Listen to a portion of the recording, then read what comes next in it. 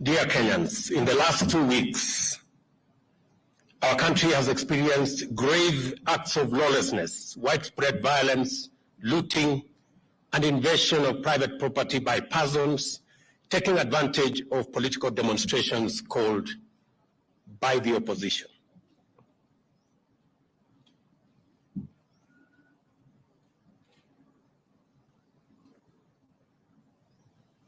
Do we start again or something?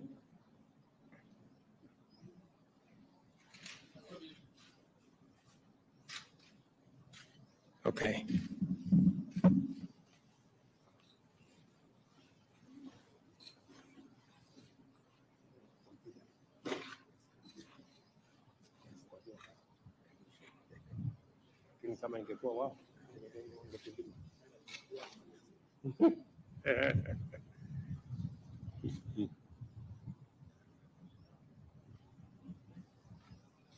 Okay. Somebody tell me when we are ready. Kidogo bado, eh?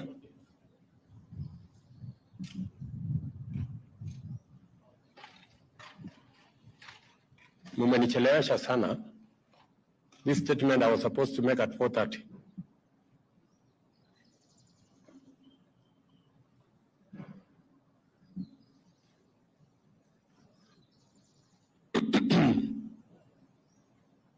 Thank you very much.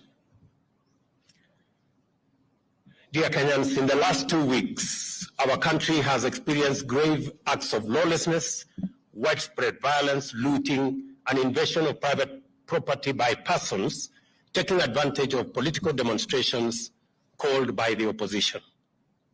During this period, lives have been lost, people injured, property looted or destroyed. The economy has suffered and our image as a nation dented. Our security agencies have endeavored to do everything within the law to protect the lives and property of all citizens. Nevertheless, the violence, chaos, and disorder continues to distract our national focus of economic transformation. 3 Kenyans, among them a police officer, have lost their lives in the protest. More than 400 Kenyans, including at least 60 security officers, have been injured. A police vehicle was burnt to ashes somewhere in Kawangware, while another was hijacked and commandeered by unruly protesters somewhere in Migori. 2 houses of worship were burned down in Kibra. Kiosks, supermarkets, and a mortuary were looted. Fellow Kenyans, our country's image and history in the League of Modern Nations has been at stake in the last 2 weeks. The country's economy has been hit hard at a time when my administration is doing everything possible to salvage the economy from the deep hole where we found it. My administration has instituted solid measures and policies to attract investors and through their investment, create opportunities for millions of our young people to realize their potential, amongst many of the other issues that we are doing as government. We cannot, ladies and gentlemen, we cannot allow these efforts to be derailed by acts of violence, chaos, and anarchy. We all have an obligation to respect the Constitution of Kenya. This also includes the respect of institutions established and created by the Constitution. Our country's electoral system and process is anchored on the principles of our Constitution. The Independent Electoral and Boundaries Commission conducted a free, fair, and transparent general election on the 9th of August 2022, a poll that was observed by different organizations, both local and international. The Commission declared the results for all 6 elections conducted, and any contestants who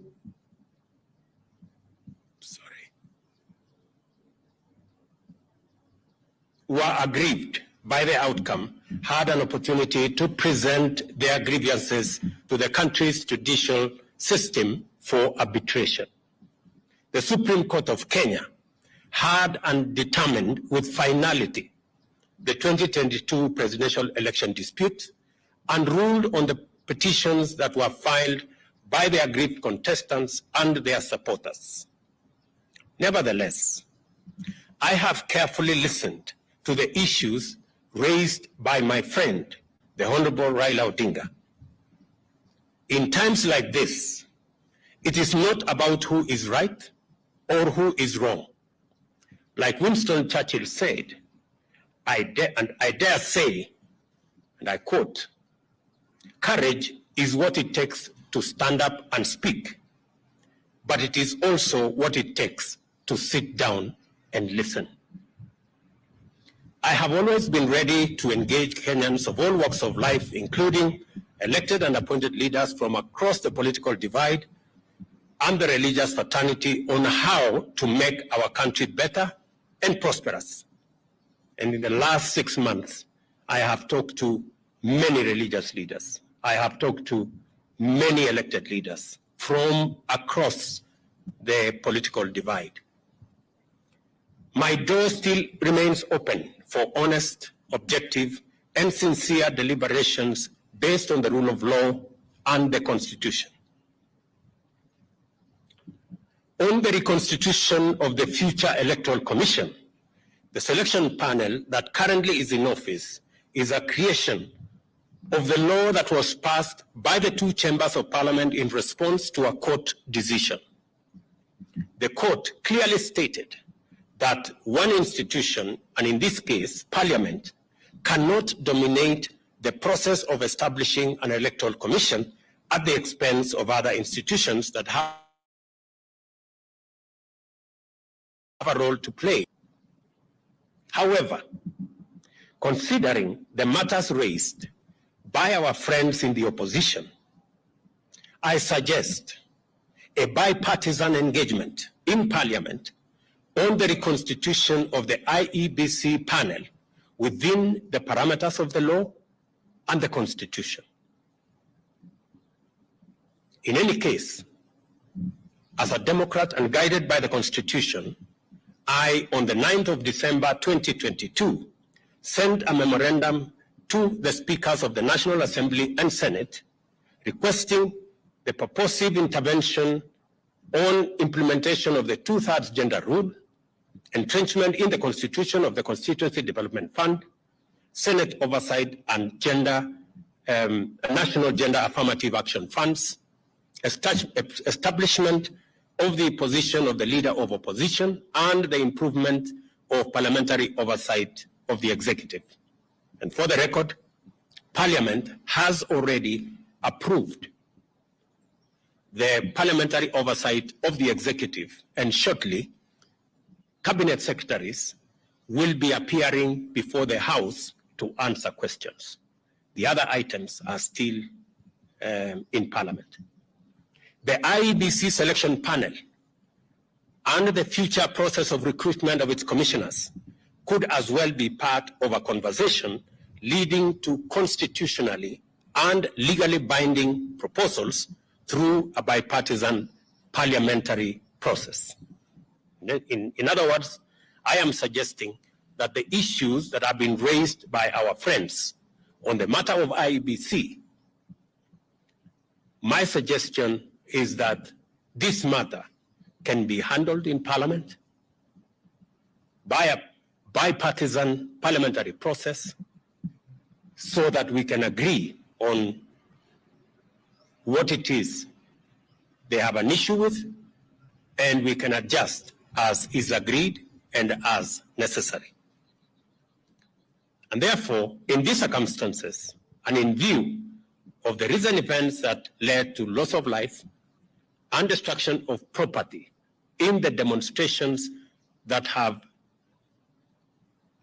occasioned in our country for the last 2 weeks, I urge my brother Raila Odinga and the opposition to call off the demonstrations and to give this bipartisan approach a chance for us to take the country forward. Meanwhile, I call on all Kenyans to remain peaceful and law-abiding, and I assure them that the government of Kenya will continue with its sacred duty of protecting their lives and their property, including their businesses. Thank you very much.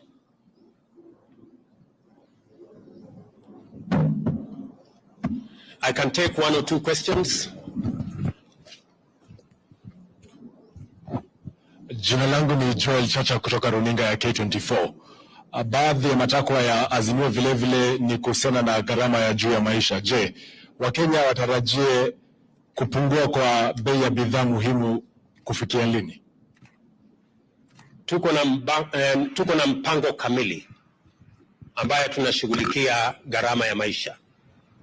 Kwa mara ya kwanza tumesajili wakulima milioni 5. Tuko na mbolea milioni 6. Saa hizi wakulima wetu wanashughulika na kupanda chakula kote katika taifa letu la Kenya. Juzi nilitangaza ya kwamba tumeagiza chakula kutoka nje na itaanza kufika wiki hii. Tuhakikishe ya kwamba pale kutakapotokea pengo ya kukosekana kwa chakula kabla hatujapata ile chakula ambayo tunazalisha mashambani na wakulima wetu, tutakuwa na nafasi ya kutumia chakula ambayo tumeagiza kutoka nchi za nje. Tumeagiza mahindi, tumeagiza mchele, tumeagiza maharagwe, tumeagiza chakula ya aina nyingi ambazo tayari tulipatiana ilani kwa wakulima wetu kwamba kama kuna mkulima yeyote ambaye bado wako na chakula katika magala zao waziuze, kwa sababu kuanzia mwezi huu tutapata chakula kutoka nje ya nchi. Na pili, ni watangazie Wakenya ya kwamba mahali tulipata gharama ya chakula pale ilikuwa shilingi 230. Kufikia sasa ni shilingi 180. Kumaanisha ya kwamba zile hatua tumezichukua zimeanza kupunguza gharama ya maisha, lakini mpango yetu ni mpango ambayo inaitwa sustainable. Ndio sababu tunashughulika na wakulima wetu. My name is Chemutai Goen from Citizen TV, and in paving way to this bipartisan process that will initiate in Parliament, if it doesn't bear any fruit, and the positions that have been taken by yourself, your deputy, and several other leaders in government regarding a handshake or a working relationship, do we then foresee this possibly leading to that if it is for nation and for self? Chemutai, I didn't understand what you said. Sorry. Yeah, somebody was talking to me here, so Polly. Yeah, that's a former colleague. My question, this bipartisan process that is being initiated, possibly that will start in Parliament, if it doesn't bear any fruit, and there are positions that have been taken by yourself, your deputy, and other leaders in your government regarding a handshake, do we foresee a position where maybe there will be softening of stances and a possible working relationship, even if it does not translate to sharing of positions in government? You know, as a believer in the rule of law, and as a believer in running an accountable government, our position is that we should never be in the position that this country was put by the handshake, where there is no distinction between government and the opposition. Once you compromise accountability and oversight, you are in for a lot of trouble. Our position is that we want to engage our brothers and sisters on the other side on issues that are important to the people of Kenya, them as an opposition, us as a government. That way, the system of checks and balances remains intact. Mr. President, I'm Sydney Chazima from NTV. I have one or two questions. One, in a parliament where the ruling party or the ruling coalition enjoys a very high majority, how bipartisan will that process be? And then secondly, you've only touched on one of the issues that the opposition was putting forward as part of their demands. There are issues to do with the servers, there are issues to do with the high cost of living, which you have mentioned. Then thirdly, this is to do with the demonstrations. We've seen some kind of brute force against the media from the police. We would like you to address that.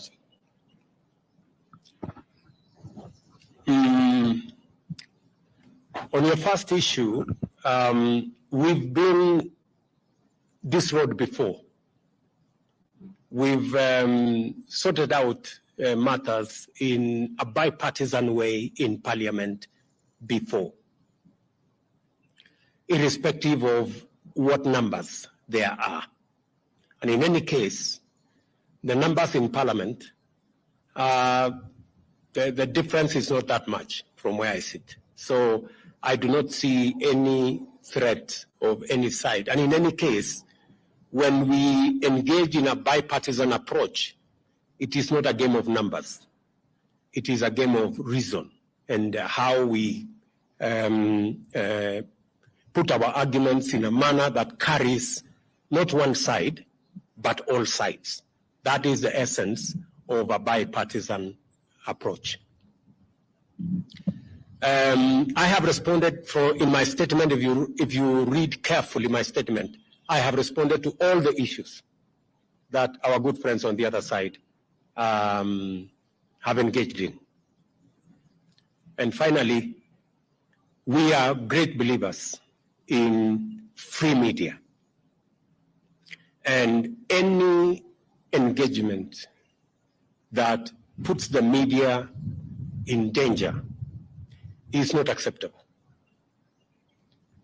However, in the context of the violent demonstrations, you agree that there has been a lot of violence against citizens, many citizens, properties, burning down of buildings, including churches.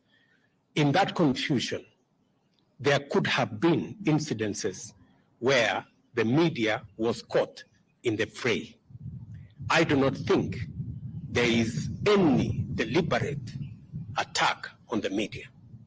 And if there was such deliberate attack on the media, I can tell you we would be opposed to it and we would not support it and we would actually deal with it because we believe that the media should be left to carry out its duties, its broadcasts, irrespective of how unfair they may be.